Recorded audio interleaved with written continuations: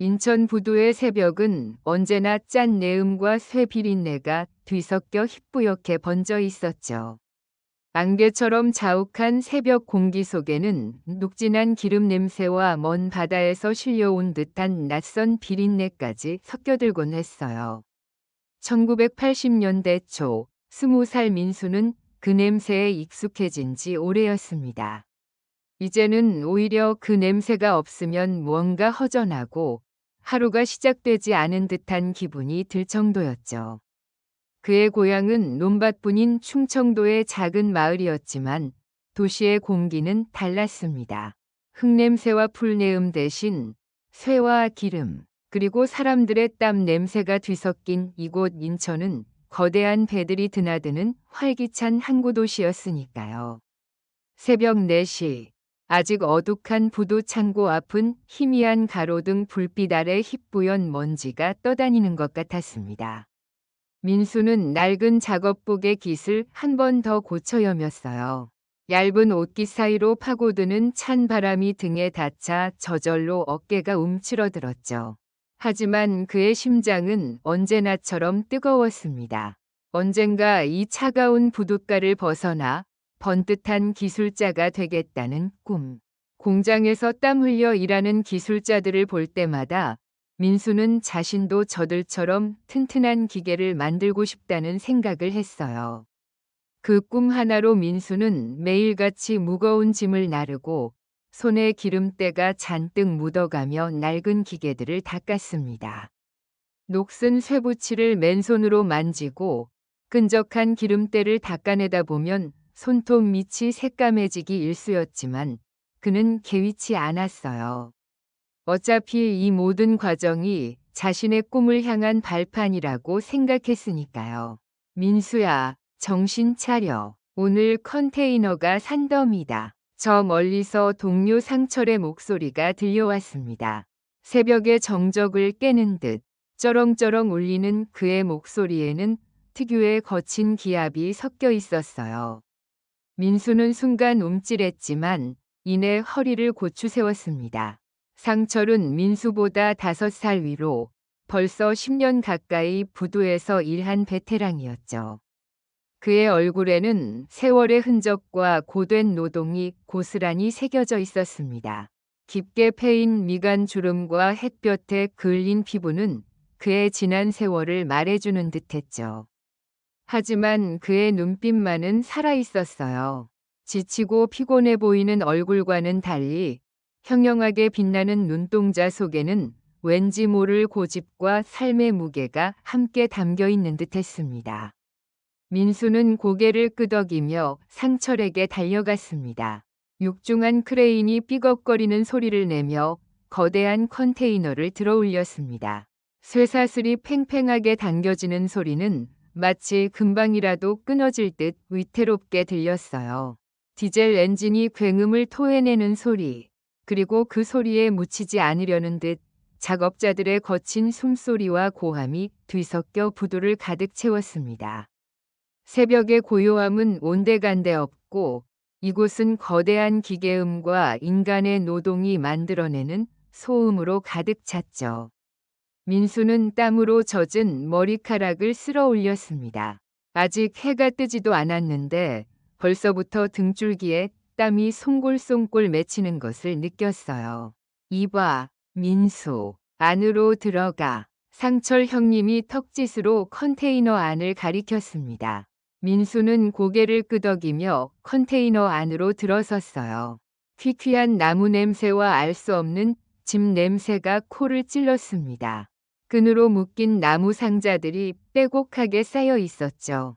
컨테이너 안은 외부보다 훨씬 어두웠고 희미한 불빛의 의지에 조심스럽게 발을 옮겨야 했습니다.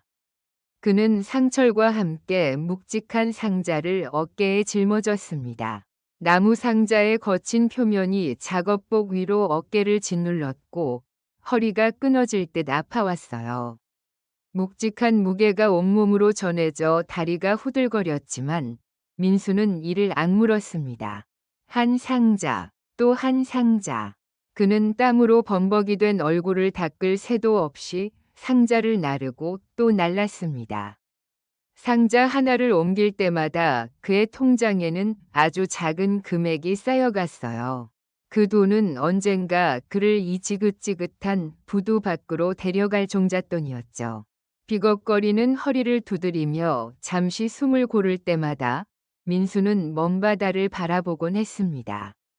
저 수평선 너머에는 과연 어떤 세상이 펼쳐져 있을까 하는 막연한 기대감이 그의 피로를 잠시나마 잊게 해주었으니까요.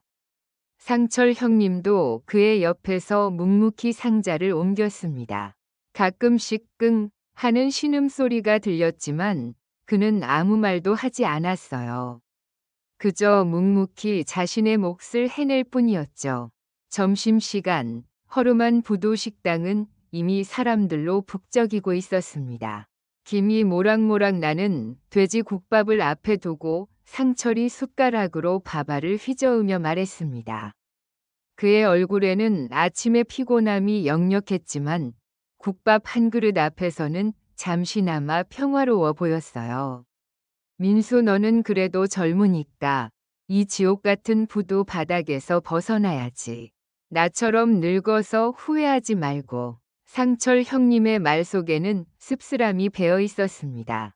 그는 숟가락으로 국밥을 휘젓던 손을 멈추고 왠지 모르게 민수를 빤히 쳐다봤어요.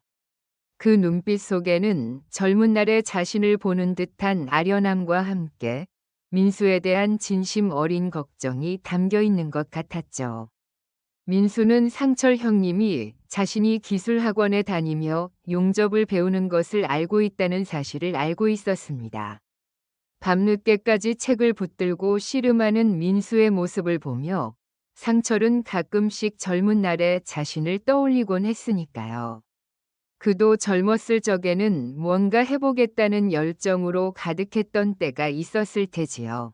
민수는 고개를 들었습니다. 상철 형님의 눈빛을 마주하자 자신도 모르게 마음이 짠해졌습니다. 형님도 아직 늦지 않았습니다. 저도 형님처럼 기술 배워서 같이 공장 차리면 되죠. 민수는 진심으로 그렇게 생각했어요. 혼자 힘으로는 어렵겠지만 형님과 함께라면 뭐든 할 수 있을 것 같았죠. 민수의 말에 상철은 픽 웃었습니다. 그 웃음은 진심으로 즐거워서 터져나온 웃음이라기보다는 허탈함과 씁쓸함이 뒤섞인 짧은 한숨 같았어요. 공장? 에라이, 꿈도 크다. 이 바닥에서 공장 차리려면 돈이 얼마나 필요한 줄 알아? 그리고 기술자도 다 똑같아. 결국 남의 밑에서 일하는 건 마찬가지지. 상철은 숟가락을 탁 하고 국밥 그릇에 놓았습니다. 그의 목소리에는 체념이 짙게 깔려 있었죠. 현실의 벽이 얼마나 높은지 그는 이미 수십 년간 몸으로 부딪히며 깨달았을 겁니다. 상철의 현실적인 말에 민수는 잠시 할 말을 잃었습니다. 뜨거운 김이 모락모락 피어나는 국밥 그릇을 내려다보며 그는 아무 말도 할 수 없었어요. 상철 형님의 말이 틀린 것은 아니었으니까요. 하지만 그의 눈빛은 흔들리지 않았습니다. 오히려 더욱 단단하게 굳어지는 것 같았죠. 민수는 국밥 한 숟갈을 크게 떠 입에 넣었습니다. 뜨거운 국물이 목구멍을 타고 내려가자 뱃속에서부터 다시금 뜨거운 힘이 솟는 것 같았습니다. 그래, 아직은 포기할 때가 아니라고 그는 속으로 되뇌었어요. 부두의 일과가 끝나면 민수는 곧장 학원으로 향했습니다. 낡은 작업복 위로 얇은 점퍼를 걸친 채 그는 차가운 밤 공기를 가르며 걸었습니다. 부두를 벗어나 시내로 접어들자 거리의 풍경은 또 다른 모습으로 변했습니다. 네온사인이 번쩍이는 술집 간판들과 퇴근하는 사람들의 지친 발걸음이 뒤섞여 있었죠. 민수는 그 모든 풍경을 무심하게 스쳐 지나갔습니다. 그의 발걸음은 오직 학원을 향해 있었으니까요. 학원 건물은 허름했고 낡은 창문 틈새로 용접 연기가 자욱하게 새어나왔습니다. 문을 열고 들어서자 쇠타는 냄새와 함께 묵직한 공기가 민수를 맞이했어요. 스승은 쉰 목소리로 안전수칙을 강조하며 시범을 보였습니다. 낡은 작업복을 입은 스승의 얼굴에는 땀방울이 송골송골 맺혀 있었지만 그의 눈빛은 언제나처럼 진지했죠. 민수는 용접봉을 들고 불꽃이 튀는 모습을 응시했습니다. 치익 하는 소리와 함께 뜨겁게 타오르는 불꽃 속에서 그는 자신의 미래를 보았습니다. 쇠와 쇠를 이어붙여 하나의 단단한 구조물을 만들어내는 일. 그것은 부두에서 그저 짐이나 나르는 것과는 차원이 다른 창조적인 일이라고 민수는 생각했어요. 용접봉 끝에서 피어나는 불꽃은 마치 그의 꿈을 상징하는 듯 뜨겁게 타올랐습니다. 언젠가 자신의 손으로 튼튼한 다리를 만들고 거대한 건물을 짓는 데 일조하고 싶다는 열망이 그의 심장을 더욱 뜨겁게 달구었습니다. 그는 용접면 너머로 보이는 불꽃 속에서 어둠을 뚫고 솟아오르는 희망의 빛을 보았습니다. 주말이면 민수는 지영을 만났습니다. 지영은 부두 근처 작은 봉제 공장에서 일했어요. 낡은 공장 미싱 소리에 파묻혀 하루 종일 재봉틀을 돌리다 보면 그녀의 손가락 끝은 늘 바늘에 찔린 상처로 가득했죠. 민수는 학원을 마치고 지영의 공장 앞에서 그녀를 기다리곤 했습니다. 어둑해진 골목길에 서서 공장 문이 열리기만을 기다리는 민수의 마음 속에는 늘 애틋함과 함께 미묘한 설렘이 피어났습니다. 민수 씨, 오래 기다렸어요? 지영이 공장 문을 열고 나오며 환하게 웃었습니다. 피곤해 절어 보이는 얼굴이었지만 그녀의 눈빛만은 초롱초롱 빛나고 있었어요. 민수는 그녀의 미소를 보자 저절로 피로가 가시는 듯했습니다. 아니요, 방금 왔어요. 민수는 어색하게 웃으며 손을 내저었습니다. 지영의 손가락은 늘 바늘에 찔린 자국으로 거칠었지만 그녀의 웃음소리만은 언제나 맑았습니다. 햇살이 따스하게 쏟아지는 주말 오후면 그들은 인천역 앞 낡은 다방에서 만났죠. 비걱거리는 의자에 마주 앉아 설탕을 듬뿍 넣은 밀크 커피를 홀짝이거나 왁자지껄한 동인천 시장을 어깨를 맞대고 함께 거닐었습니다. 갓 구운 뻥튀기 냄새, 생선 비린내, 그리고 사람들 북적이는 소리 속에서 그들은 서로에게 가장 편안한 안식처가 되어 주었죠. 지영은 민수의 꿈을 진심으로 응원해주는 유일한 사람이었습니다. 민수 씨, 학원 다니는 거 힘들지 않아요? 하루 종일 일하고 또 공부라니. 지영이 민수의 거친 손을 말없이 잡았습니다. 그녀의 손길은 작고 부드러웠지만 민수의 손에 닿는 순간 따뜻한 온기로 가득 찼어요. 민수는 지영의 손을 마주 잡으며 고개를 저었습니다.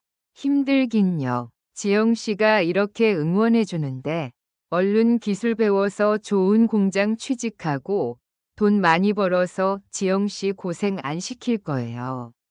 민수의 말에 지영은 수줍게 웃었습니다. 그녀의 눈빛에는 민수에 대한 흔들림 없는 믿음과 깊은 사랑이 가득했죠. 그들은 서로에게 기댈 수 있는 유일한 존재였습니다. 민수는 지영과의 미래를 꿈꾸며 더욱 열심히 일하고 공부했습니다. 인천 부두에서 무거운 짐을 나르고 밤늦게까지 용접 학원에서 땀을 흘렸어요. 그의 통장에는 조금씩 돈이 쌓여갔고 용접 기술도 점점 능숙해졌습니다. 뜨거운 불꽃 속에서 쇠가 녹아내릴 때마다 민수는 언젠가 지영과 함께 꾸릴 단란한 가정을 떠올렸습니다. 그러던 1985년 여름, 민수에게 기회가 찾아왔습니다. 학원 스승이 대전의 한 중공업 공장에서 신입 기술자를 뽑는다는 소식을 전해준 것이죠. 대전은 당시 과학기술 도시로 발돋움하고 있었고 중공업 분야도 빠르게 성장하고 있었습니다. 민수는 그 소식에 가슴이 쿵쾅거렸습니다. 인천 부두의 짠내 나는 삶을 떠나 새로운 도시에서 진짜 기술자로 일할 수 있는 기회였으니까요. 그는 망설임 없이 지원서를 냈고 며칠 뒤 합격 통보를 받았습니다.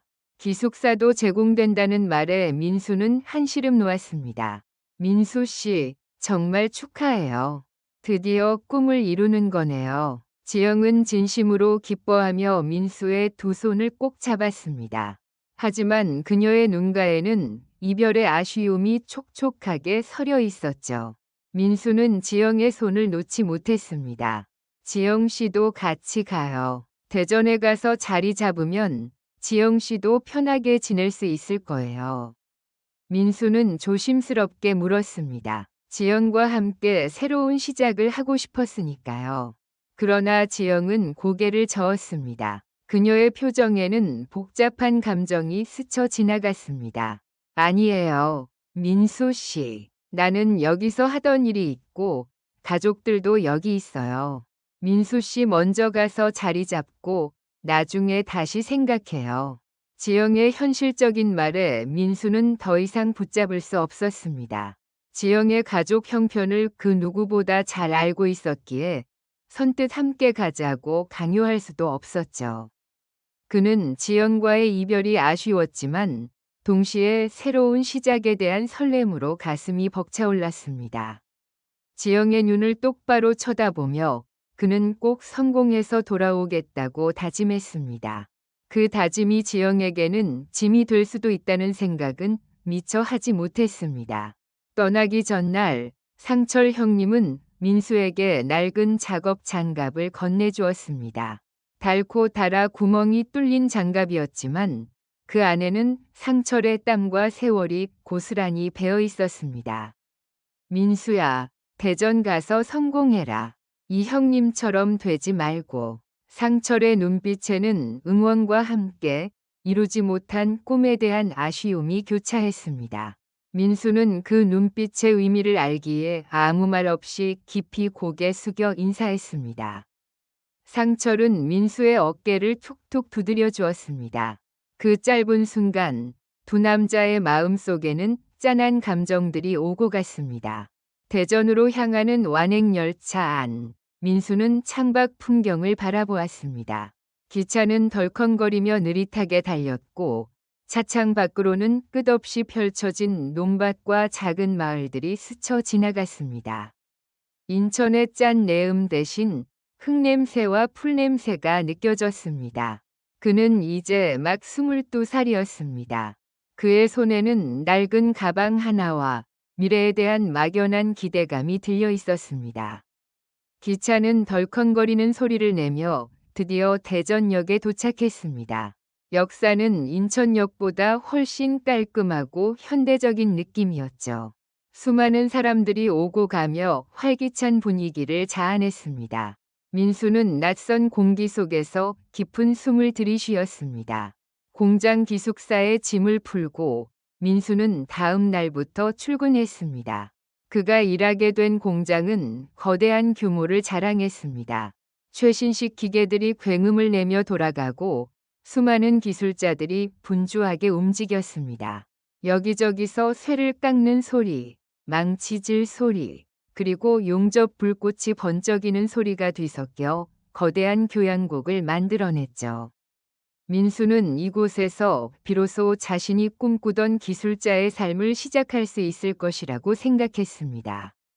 그는 선배 기술자들의 지시를 받으며 용접 작업을 시작했습니다. 인천에서 익힌 기술 덕분에 그는 빠르게 적응할 수 있었습니다. 불꽃이 튀고 쇠가 녹아내리는 모습을 보며 민수는 희열을 느꼈습니다.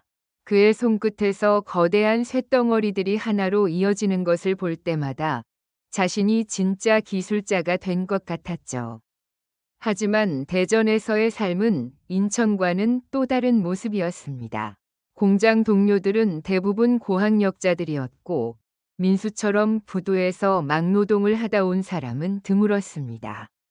그들은 퇴근 후에도 영어 학원에 다니거나 주식 투자에 대한 이야기를 나누곤 했습니다. 민수는 그들의 대화에 끼어들기 어려웠습니다. 그에게는 그저 열심히 일하고 기술을 익히는 것이 전부였으니까요.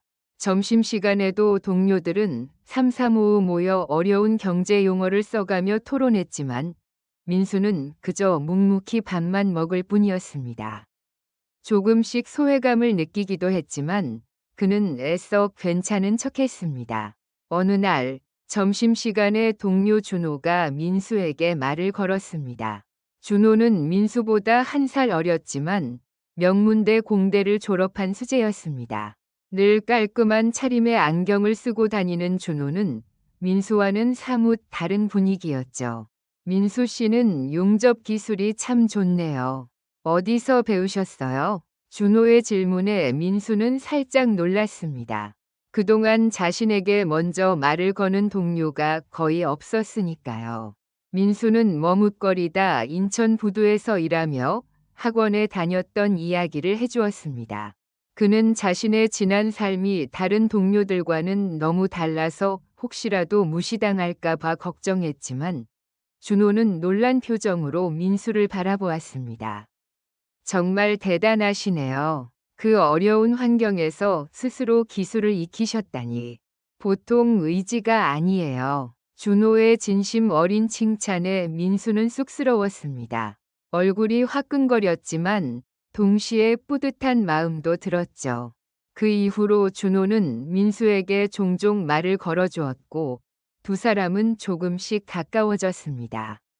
준호는 민수에게 대전의 새로운 소식들을 전해주었습니다. 주식시장의 동향, 새로 생기는 아파트 단지, 그리고 정부의 과학기술 투자 계획 같은 것들이었죠. 민수는 준호의 이야기를 들으며 자신이 인천에서 보던 세상과는 또 다른 거대한 흐름이 존재한다는 것을 깨달았습니다. 돈이 돈을 버는 세상, 학력과 정보가 힘이 되는 세상. 민수는 자신이 알지 못했던 새로운 기회의 문이 열리는 듯한 느낌을 받았습니다. 어느 날 준호는 민수에게 새로운 투자 기회를 제안했습니다. 점심을 먹고 기숙사로 돌아가는 길, 준호는 민수의 옆에 바싹 다가서며 속삭였습니다. 민수 씨, 요즘 주식시장이 심상치 않아요. 특히 중소기업 주식들이 폭등하고 있는데 제가 아는 정보통이 아주 확실한 정보를 가지고 있어요. 우리 월급만으로는 언제 돈 벌겠어요? 이런 기회에 한번 크게 노려봐야죠. 준호의 말에 민수는 솔깃했습니다. 그는 인천에서부터 지영과 함께 살 집을 마련하고 언젠가 자신의 작은 공장을 차리겠다는 꿈을 위해 열심히 모아온 돈이 있었습니다.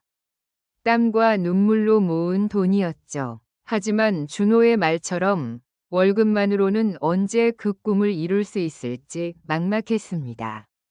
주변 동료들이 퇴근 후에도 영어 학원에 가고 주식 이야기를 나누는 것을 보며 민수도 조금씩 조급함을 느끼던 참이었습니다. 민수는 망설였습니다. 위험하다는 것을 알았지만 단번에 큰 돈을 벌 수 있다는 유혹은 뿌리치기 힘들었습니다. 그의 머릿속에는 지영의 웃는 얼굴이 떠올랐습니다. 지영을 고생시키지 않겠다는 약속. 그 약속을 빨리 지키고 싶다는 마음이 간절했습니다. 그는 지영에게 전화를 걸어 이 이야기를 했습니다. 공장 근처 공중전화 박스 안에서 민수는 잔뜩 상기된 목소리로 준호의 제안을 설명했습니다. 민수 씨, 주식이라니 너무 위험한 거 아니에요? 힘들게 모은 돈인데 혹시라도 잘못되면 어쩌려고요? 수화기 넘어 지영의 걱정스러운 목소리에 민수는 다시금 불안해졌습니다. 그녀의 목소리에는 평소와 다른 깊은 불안감이 서려 있었습니다. 민수는 애써 그 불안감을 외면하려 했습니다. 괜찮아, 지영 씨. 준호가 확실하다고 했어. 이 기회에 돈 좀 벌어서 빨리 지영 씨랑 같이 살 집 마련해야지. 민수는 지영을 안심시켰지만 사실은 자기 자신을 안심시키려는 말이었죠. 그의 심장은 불안감과 기대감 사이에서 위태롭게 흔들리고 있었습니다. 지영은 한숨을 쉬는 듯했지만 결국 민수의 결정을 막지는 못했습니다.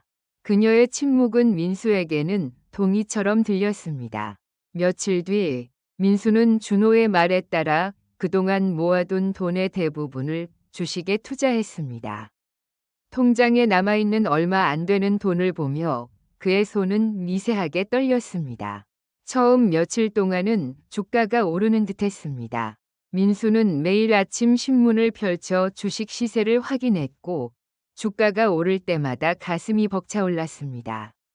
드디어 자신의 꿈에 한 발짝 더 다가서는 것 같았죠. 그는 지영에게 전화해 기쁜 소식을 전했습니다. 지영 씨, 내가 말했잖아. 주식이 오르고 있어. 조금만 더 있으면 우리 집 살 돈 충분히 모을 수 있을 것 같다. 민수의 들뜬 목소리에 지영도 불안한 마음을 감추고 함께 기뻐해 주었습니다. 그녀는 민수가 기뻐하는 것에 그저 함께 기뻐해 주고 싶었을 뿐입니다. 하지만 그 기쁨은 오래가지 못했습니다. 며칠 뒤 주가가 폭락하기 시작했습니다. 민수는 매일 아침 신문을 펼칠 때마다 심장이 덜컥 내려앉는 기분을 느꼈습니다.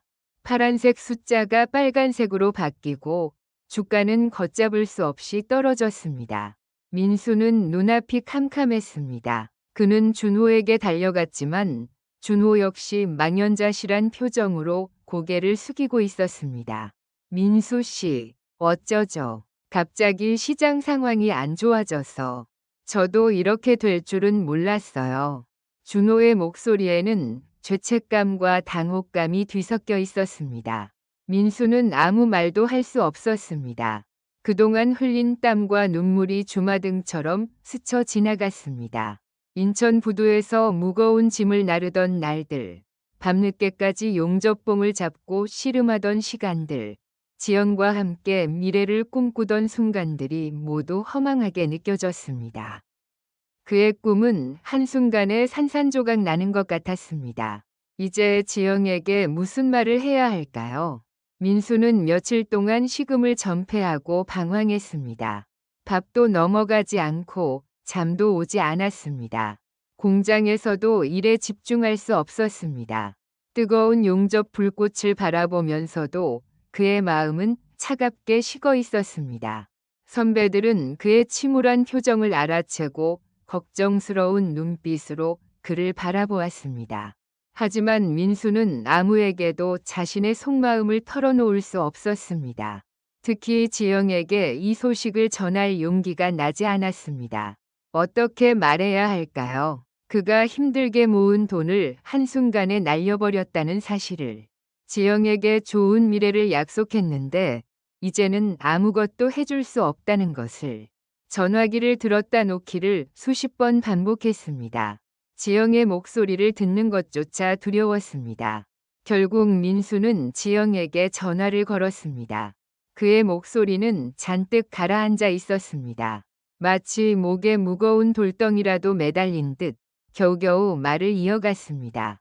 지영 씨, 미안해. 내가 다 망쳤어. 민수는 결국 울음을 터뜨리고 말았습니다. 뜨거운 눈물이 뺨을 타고 흘러내렸습니다. 전화기 너머에서 지영은 아무 말도 하지 않았습니다. 길고 긴 침묵이 흘렀습니다. 민수는 지영이 자신에게 실망했을 것이라고 생각했습니다. 그녀가 자신을 떠나갈지도 모른다는 두려움이 엄습했습니다. 그의 심장은 마치 찢어질 듯 아팠습니다. 한참 뒤 지영의 목소리가 들려왔습니다. 그녀의 목소리는 여전히 따뜻하고 다정했습니다. 민수가 예상했던 질책이나 실망의 기색은 조금도 없었습니다. 민수 씨, 괜찮아요. 돈이야 또 벌면 되죠. 민수 씨가 무사한 게 더 중요해요. 지영의 말에 민수는 더욱 미안하고 고마웠습니다. 그녀의 따뜻한 위로가 그의 마음속 깊이 박힌 칼날을 조금이나마 뽑아주는 것 같았지만 동시에 자신이 얼마나 큰 잘못을 저질렀는지 다시 한번 깨닫게 했습니다. 그는 수화기를 든 채 한참을 더 울었습니다. 지영은 그저 조용히 민수의 울음소리를 들어주었습니다. 그 침묵 속에서 민수는 지영의 변함없는 사랑을 느꼈습니다.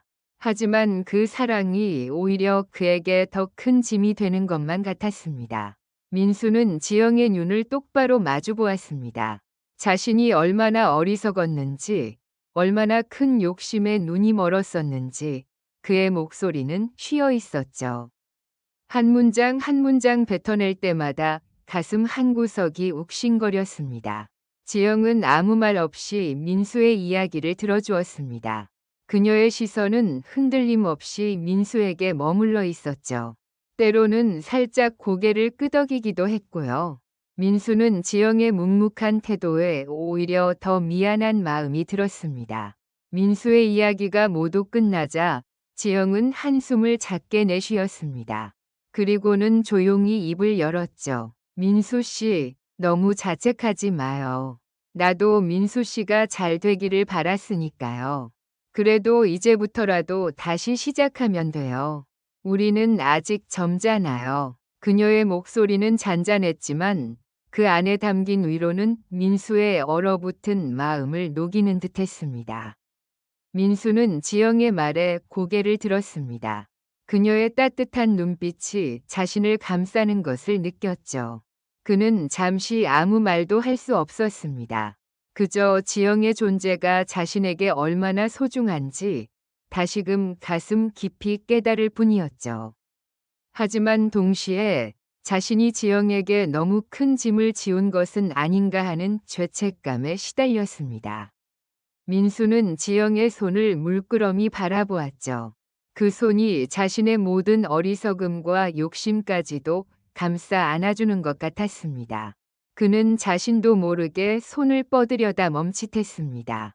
이토록 고마운 사람에게 자신은 무엇을 해줄 수 있을까? 민수는 마음속으로 수없이 되뇌었습니다. 그는 다시 마음을 다잡았습니다. 무너진 자존심과 현실의 무게 앞에서 그는 지영을 위해 다시 일어서야 한다고 생각했습니다. 그는 공장에서 더욱 열심히 일했습니다. 용접봉을 잡은 손에는 전보다 더 큰 힘이 들어갔죠. 땀방울이 비 오듯 흘러내렸지만 그는 아랑곳하지 않았습니다. 퇴근 후에는 곧장 학원으로 향했습니다. 밤늦도록 기술 서적을 파고들었죠. 낡은 책상 위, 형광등 불빛 아래에서 그의 눈은 지쳐 있었지만 결코 빛을 잃지 않았습니다. 주식 투자로 날려버린 돈은 다시 벌면 된다고 생각했습니다. 그 돈을 다시 벌어 지영에게 미안한 마음을 갚고 싶었죠. 하지만 그의 마음속에는 이전과는 다른 그림자가 드리워져 있었습니다. 한때 그를 불태우던 뜨거운 꿈은 이제 차가운 현실의 벽에 부딪혀 조금씩 식어가고 있었죠. 밤늦게 학원에서 돌아와 홀로 앉아 있을 때면 그는 천천히 자신의 꿈을 되짚어보곤 했습니다. 인천 부두에서 시작된 자신의 공장을 차리겠다는 거창한 꿈 말입니다. 이제 그 꿈은 아련한 옛 이야기처럼 느껴졌어요. 그는 더 이상 자신의 이름을 건 공장을 세우겠다는 야망을 품지 않았습니다. 그저 안정적인 직장에서 꾸준히 일하고 지영과 함께 소박하게 살아가는 것이 더 중요하다고 생각하게 되었죠. 그의 어깨를 짓누르는 현실의 무게가 그를 겸손하게 만들었습니다. 시간은 빠르게 흘러 1980년대 중반을 넘어섰습니다. 대전은 놀랍도록 빠르게 변하고 있었죠. 민수가 공장으로 향하는 길목마다 새로운 건물들이 하늘을 찌를 듯 솟아오르고 있었습니다. 길거리에는 전보다 훨씬 많은 자가용들이 늘어났어요. 사람들은 더 이상 허리띠를 졸라매는 대신 백화점에서 화려한 옷을 사고 외식하는 것을 즐겼습니다. 가게마다 최신 유행을 좇는 물건들이 진열되어 있었죠. 민수는 그 변화의 흐름 속에서 자신이 한때 품었던 꿈이 얼마나 순진하고 막연했는지 깨달았습니다. 시대는 그에게 더 큰 야망과 성공을 요구하는 듯했지만 그는 이미 한 번 크게 데인 후였죠. 뜨거운 불에 손을 댄 아이처럼 그는 이제 조심스러워졌습니다. 어느 날 저녁, 민수는 공장 선배들과 함께 허름한 선술집에 앉아 있었습니다. 막걸리 잔이 오가는 가운데 선배들은 한결같이 젊은 시절의 꿈을 이야기하며 씁쓸하게 웃었죠. 나도 젊을 때는 말이야. 저기 서울에 가서 내 이름 걸고 연구소 차리는 게 꿈이었지. 근데 현실이 어디 만만하던가. 가족들 먹여 살리려면 이런 공장에서 월급쟁이로 사는 게 최고야. 선배는 피식 웃으며 빈 막걸리 잔을 내밀었습니다. 민수는 그의 말에 고개를 끄덕였습니다. 그의 마음속에서 뜨겁게 타오르던 불꽃은 이제 잔잔한 불씨로 변해 있었죠. 그것은 꺼지지 않았지만 더 이상 세상을 태울 듯 맹렬하게 타오르지도 않았습니다. 그저 따뜻한 온기를 내뿜을 뿐이었죠.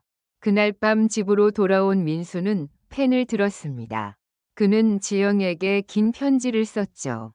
펜 끝에서 흘러나오는 글자 하나하나에 그의 진심이 담겨 있었습니다. 지영 씨, 내가 이곳 대전에서 많은 것을 배웠어. 꿈이라는 것이 때로는 현실의 무게 앞에서 얼마나 작아지는지도 알게 되었고. 하지만 지영 씨, 나는 여전히 지영 씨와 함께라면 어떤 어려움도 이겨낼 수 있다고 믿어. 내가 예전처럼 큰 꿈을 꾸지는 못할 수도 있어. 어쩌면 나는 평생 평범한 용접 기술자로 살지도 몰라요. 하지만 나는 이제 지영 씨와 함께 소박하지만 단단한 삶을 만들어가고 싶어. 이곳 대전에서 우리 둘만의 보금자리를 만들고 싶어. 그의 글씨는 조금 서툴렀지만 그 마음만은 그 어떤 화려한 문장보다 진실했습니다. 며칠 뒤 지영의 답장이 도착했습니다. 민수는 조심스럽게 봉투를 뜯었죠. 그녀의 글씨체는 언제나처럼 단정하고 따뜻했습니다. 민수는 편지를 읽어 내려가며 미소 지었습니다. 민수 씨, 나는 민수 씨가 어떤 꿈을 꾸든 어떤 선택을 하든 늘 민수 씨를 믿고 응원할 거예요.